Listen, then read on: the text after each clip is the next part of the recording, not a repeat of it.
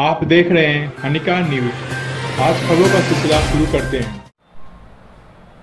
आज हम मुलाकात कर रहे हैं राष्ट्रीय क्रांतिकारी जनता पार्टी के राष्ट्रीय अध्यक्ष श्री सुमन शर्मा जी से।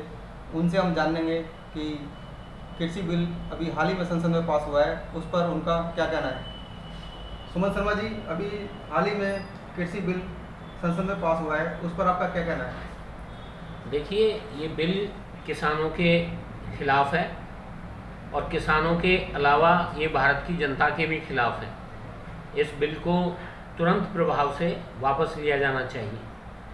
सरकार जो ये भ्रम पैदा कर रही है कि इससे किसान को ये आज़ादी दे रहे हैं कि वो कहीं अपनी फसल बेच सकता है, तो वो किसान के पास वो आज़ादी पहले से ही है। किसान अपनी फसल को कहीं भी पूरे देश में कहीं भी ले जाकर बेच सकता है।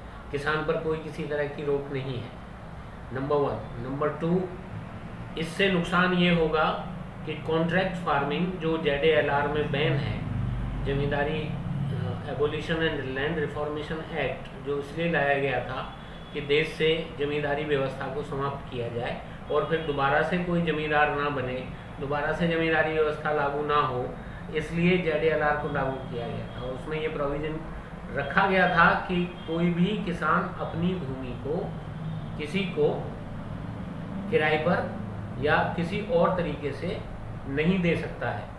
क्यों?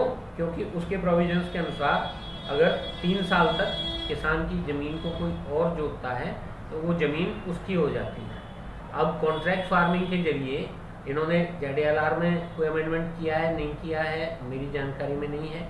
लेकिन अगर कॉन्ट्रैक्ट फार्मिंग के जरिए लंबे कॉन्ट्रैक्ट्स में कंपनीज ज़मीनों को ले लेंगी और बड़े स्तर पर ले लेंगी, तो सारे किसान फिर गुलामी की तरफ चले जाएंगे। और ये इन्होंने आवश्यक वस्तु अधिनियम में भी अमेंडमेंट कर दिया है।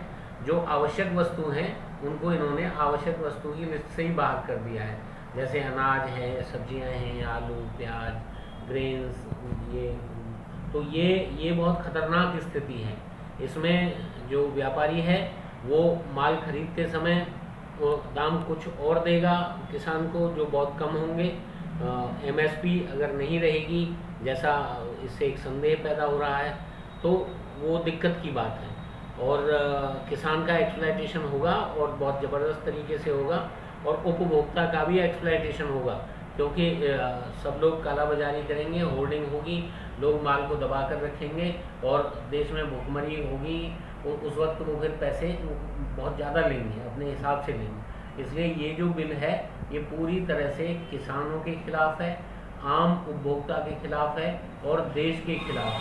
इसलिए ये तुरंत स्क्रैप होना चाहिए, तुरंत इसको विड्रॉ करना चाहिए सरकार। राष्ट्रीय क्रांतिकारी जनता पार्टी इसका विरोध करती है और हम किसानों के आंदोलन के साथ खड़े हैं।